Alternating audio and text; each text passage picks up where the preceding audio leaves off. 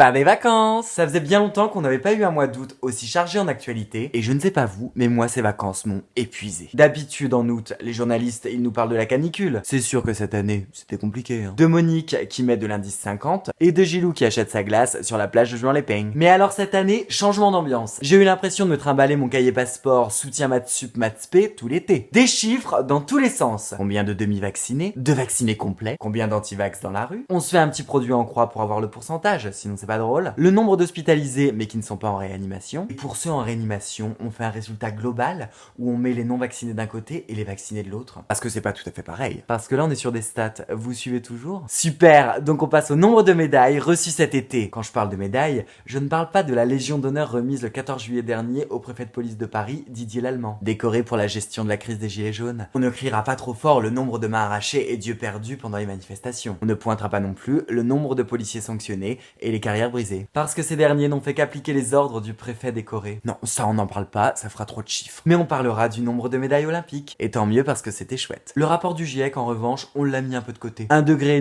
ou 2, on va pas chipoter. Et puis il se passe rien de croustillant à l'instant T. On en parlera dans 20 ou 30 ans, quand il y aura beaucoup de catastrophes naturelles et de morts. Là, on sera au cœur de l'info et il y aura des gros chiffres. Bah regardez, c'était super de calculer le nombre d'hectares partis en fumée dans le Var. En revanche, cet été, on a bien parlé du nombre de millions d'euros qu'a dépensé le PSG pour avoir Messi. Quelle merveilleuse nouvelle, tous ces millions pour un seul homme. Et en plus, ça captive les foules. Ah, les Qataris nous font tellement rêver à financer à coups de dollars le PSG. Et les talibans, vous savez, ce mouvement qui pratique à la fois la charia et une politique inclusive. On a oublié de nous préciser combien ils nous prennent pour des cons. En revanche, chaque pays crie bien fort le nombre de réfugiés afghans qu'il prend sur son territoire. Mais ils oublient de dire combien de femmes et de minorités restées sur place vont être torturées et assassinées. Parce que l'Occident leur a fait croire qu'ils étaient en sécurité et qu'ils pouvaient vivre libres avant de partir très vite. Cette année encore, il va y avoir beaucoup de chiffres. Mais ils n'auront qu'un nombre aux lèvres. 2022. Ras le cul des maths. Allez, la vie est belle.